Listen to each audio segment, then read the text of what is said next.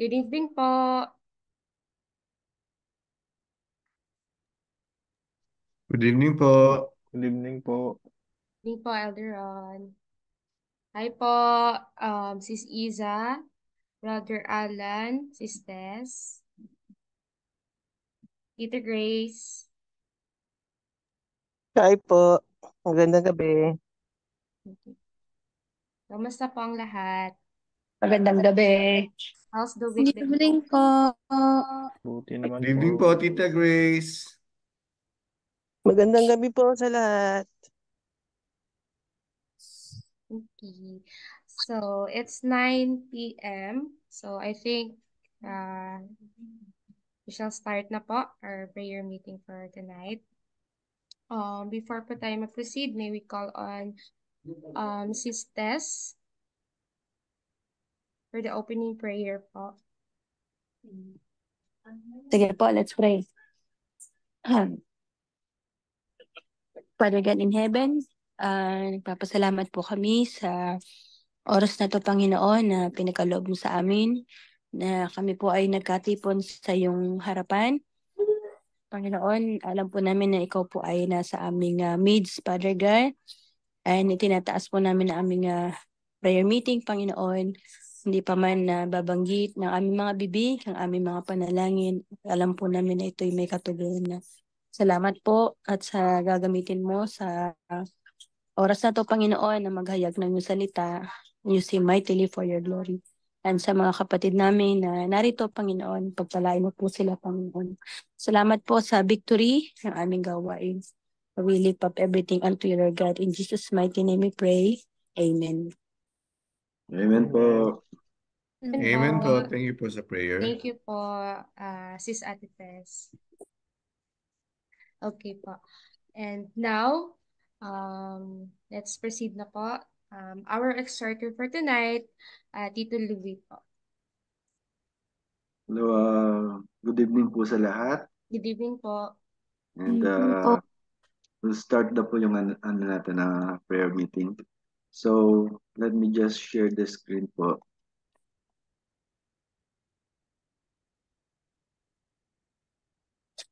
So, our topic for tonight is about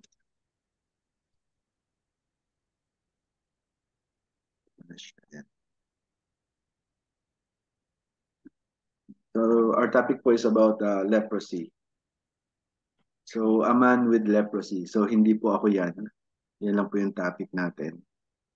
And this topic is actually, it's a part of historical, medical, then biblical.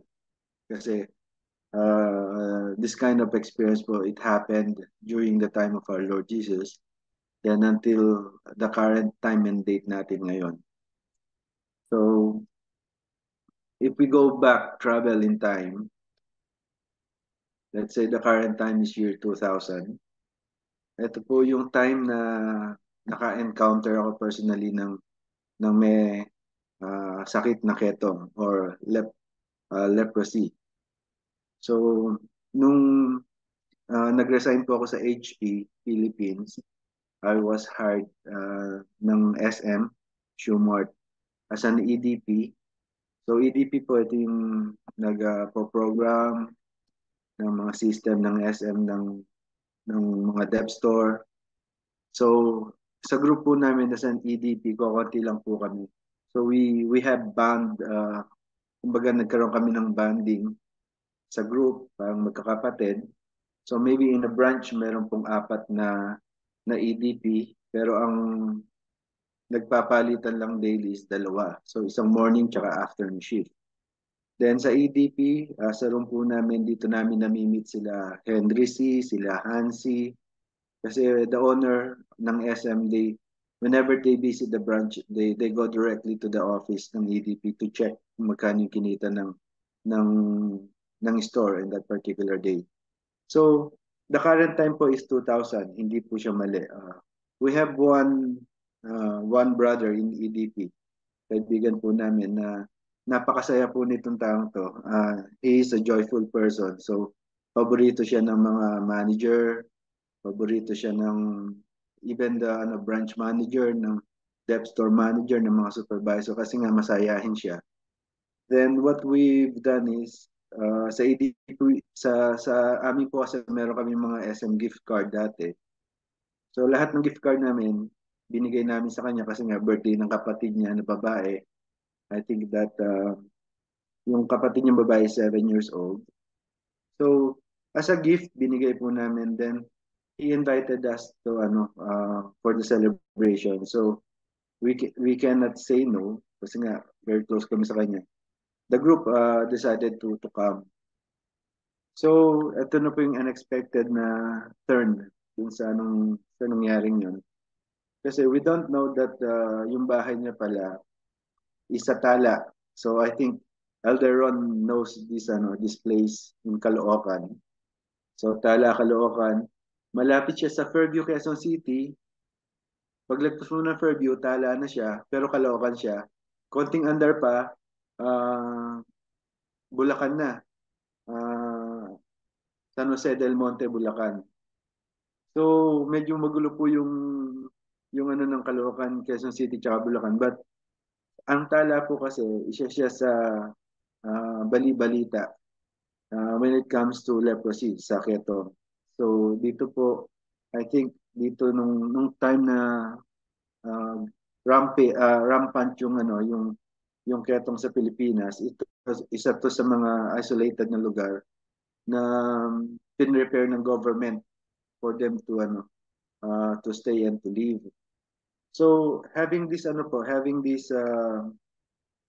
this knowledge about Ketong, kasi ang alam po namin, whenever you're contacted with the person na merong Ketong, then you have open wound. There's a chance na yun po yung I'm not saying on a medical term, but yun po yung paniwala namin na pwede kang mahawahan. And sadly, yung nag-prepare ng pagkain yung magulang, nakita namin bawas yung thumb. So wala yung thumb. Then makikita mo po sa ng skin nila na some part of the skin is kumbaga parang nag-heal na yung sugat. So at least po kami sa nangyaring yun. And we cannot eat or drink sa juice na pinrepare kasi nga po we're having confusement kung ano mangyayari sa amin. So we approaches the parent tsaka yung kaibigan namin na ganito yung concern namin on a proper way. So hindi naman po sila na-offend. So kung anong ginawa nila is they buy yung pong mga soft drinks nakasara pa. So kami nagbubukas. Then they bought some Goldilocks na naka-sealed. So then we enjoy po yung birthday. Although siyempre nung una medyo nakakahiya, pero at the end of the day they understand us. So yun po yung first time na naka-encounter ako ng tao na although gumaling na po siya, gumaling na sila na merong may Ketong. So if we compute the time noong year 2000 to our Lord's time, nasa approximate po na 1,900 years ago na po yun, yung nangyaring yun. So ibig sabihin during our Lord's time po, meron na pong mga sakit na ganito na kung tutusin sa panahon natin ngayon is curable na, pero nung panahon ng ating Panginoon, definitely wala pang cure na natutuklasan or nagagawa ang tao. In the Philippines, in the Philippines, origin of leprosy in the Philippines, the first known origin of leprosy dates back to the time of the first Spanish exploration in the Philippines, mga 16th century. Afflicted with leprosy close to their monastery in Manila, where the hospital of San Juan de Dios is located. So, Eldoran, tama po ba ako sa San Juan to? Or Santa Ana? So, I'm not sure po eh. Pwede na lang po nating i-research. I think po sa San Juan de Dios sa Maynila. Sa Manila po, di ba? Opo. So ayun po yung undated picture na meron mga leprosy. Then there's an island in the Philippines. They called it Culion Sanitarium, the island and hospital of no return. Bakit po kasi no return ang ano ng hospital na yun? Because during that time po, there's no cure kapag meron kang ketong. So it's either you just wait for your time na mamatay ka kasi nga people cannot cure this kind of disease. So as we tackle po our topic for tonight during our Lord's time is written in the book of Matthew 8:1-4. So sa first verse po, when he came down from the mountainside, large crowd followed him. A man with leprosy came and knelt before him and said, Lord, if you are willing, you can make me clean. Jesus reached out his hand and touched the man. I am willing, he said. Be clean. Immediately he was cured of his leprosy. Then Jesus said to him, see that you don't tell anyone, but go, show yourself to the priest and offer the gift Moses commanded as a testimony to them. So Matthew 8:1-4, New International Version. So when you have this kind of disease during our Lord's time, siguro we can imagine kung gaano kahirap, di ba? When we talk about during our time, nung nagkaroon ng leprosy sa Pilipinas, all the diseased carrier they were isolated in an island. So ibig sabihin, kung nandun ka po sa island na yun at may ketong ka, kayo-kayo lang ang nandun. Walang ibang pwedeng bumisita, wala kang pwedeng ibang makita, wala kang pwedeng ibang makuusap, kundi kayo-kayo lang. So during our Lord's time po, kapag meron kang ketong or leprosy, according to the book of Leviticus 13-45, 46, the person with such an infection disease must wear torn clothes. Let his hair be unkempt, cover the lower part of his face, and cry out, unclean, unclean. As long as he has the infection, he remains unclean. He must live alone. He must live outside the camp. Leviticus 13:45-46. Ano po bang ibig sabihin na unclean, unclean? And bakit hanggat may infection yung tao, for them, they believe that still he is unclean. Leprosy much akin to sin. This is the time during the time of our Lord. Was known as the dire and dreaded disease and looked down upon the Jews as a particular mark of God's displeasure. So if you have leprosy, parang you were condemned by our God. So our God's displeasure. Sins is the leprosy of the soul, according to the Jews, shutting us out from communion with God. So ganito po kabigat ang belief ng mga tao noon when you have a leprosy. In like measure, lepers were banned to a life outside the camp, where they had no physical contact with others. So again, during the time of our Lord, they were isolated. During our time, they were still isolated. They were not allowed in the temple for worship, so they cannot worship God on the temple. Their arms were not allowed to hug. Hindi po sila pwedeng hawakan. Their ears heard no conversation.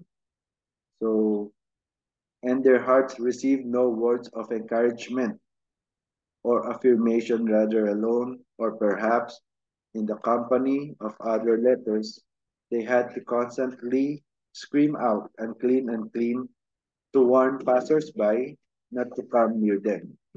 So, as long as you have the disease of leprosy or kumeketo, you need to warn people who pass you by na unclean. So Ibig sabihin po, you're not ano pa, kumbaga you're having the displeasures of God, and parang sa madaling salita parang itinakwil po sila during kapag meron kayong ganitong sakit during the time of our Lord. You're not allowed to worship in the temple. You were not allowed to have fellowship with your with man or with anyone, even even yung mga kamag-anak mo or kaibigan mo. So, ganun po kahirap ang magkaroon ng sakit na ketong during the time of our Lord.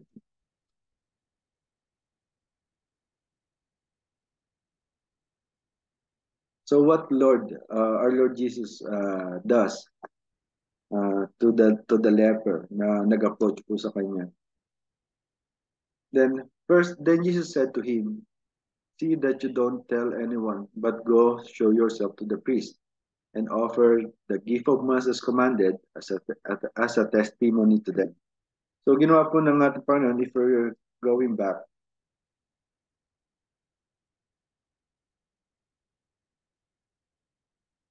to the previous verses,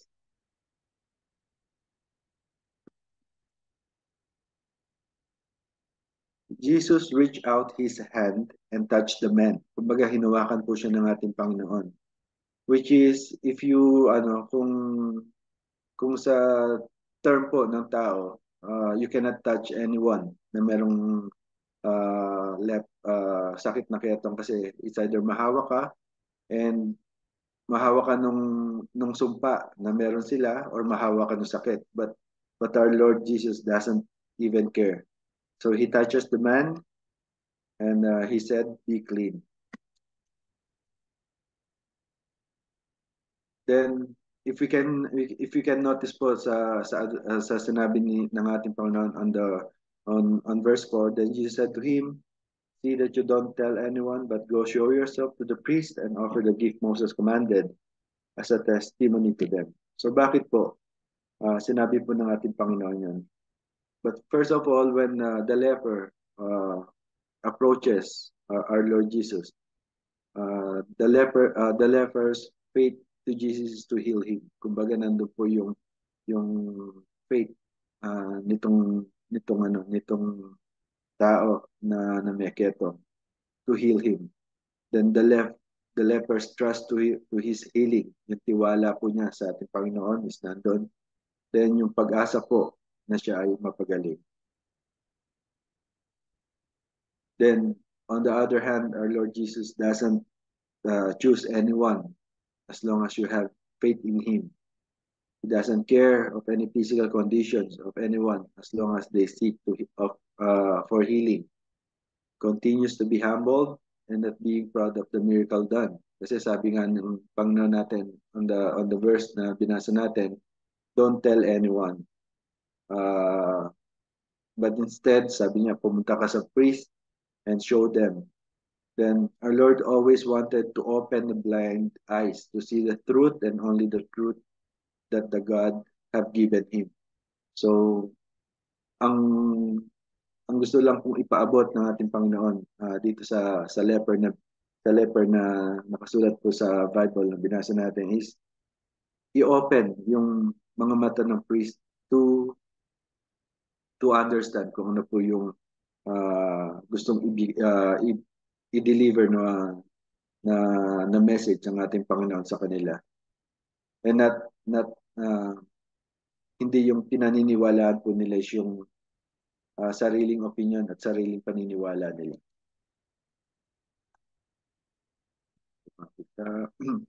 So what is leprosy? Overview: leprosy, also known as Hansen's disease, is a chronic infectious disease caused by Mycobacterium leprae. The disease affects the skin, the peripheral nerves, mucosal surfaces of the upper respiratory tract, and the eyes. Leprosy is known to occur at all ages, ranging from early childhood to old age. So wala pang pinipiling edad ang leprosy. So in Tagalog term po, ito yung disease that eat flesh. So kinakain po yung sariling flesh ng tao. So when was leprosy finally cured? So leprosy was finally cured only only on 1943. Nung 1943 lang po finally nagkaroon ng antidote dito sa leprosy. So imagine niyo po gaano katagal yung time na incurable tong leprosy. And gaano katagal yung mga sufferings ng mga taong nagkaroon ng ganitong disease. So until the introduction of treatment with bromine in the 1940s, there was no effective treatment for leprosy. The efficacy of bromine was first discovered by Guy Henry Faget and his co-workers in 1943 at Carville, Louisiana.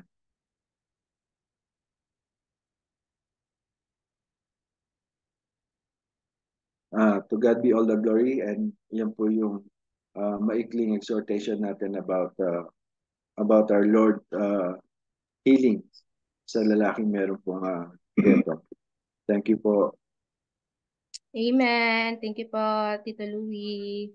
Thank you po, Kuya Louie. God bless po. Amen. God bless you, Bro Louie. Thank you po. Formally close po our prayer meeting tonight. May we request po Deacon Alan Oksan. Okay po, let's pray. Thank you po.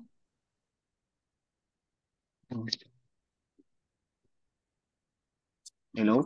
Muli lang po ba? Amen, Yes bro. po. God po. Okay Yes po. Okay po. po. Let's pray po. Father God, salamat po sa nagtapos na prayer meeting. Kasama po ng aming mga kapatiran ngayong gabi. As this is our last prayer meeting for the year 2023, but still 24 hours po kayong nakikinig. Wala po kayong sawa nakikinig sa mga provisions prayer namin to our hearts, Ama, na kahit di po pansabihin, alam niyo na po ang aming hinihiling sa inyo.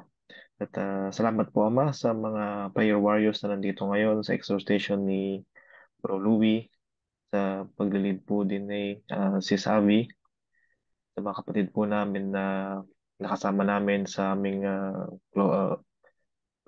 close group, Ama, sa gabing ito. At we exchange prayers, Ama, and the prayer request. And we are hoping for a favorable result, Ama, sa lahat po ng prayer request po namin. And in the future, hindi po tatagal, masasama na po ito sa mga Thanksgiving po namin. Salamat po, Ama, muli. At ito pinapalayo sa ngalan ni Jesus. Amen. Amen. Amen. Thank you, Open bro. po ng Hello, Salamat Ate, po. Salamat, Yuki. salamat. Brother Alan for the prayer. open po ng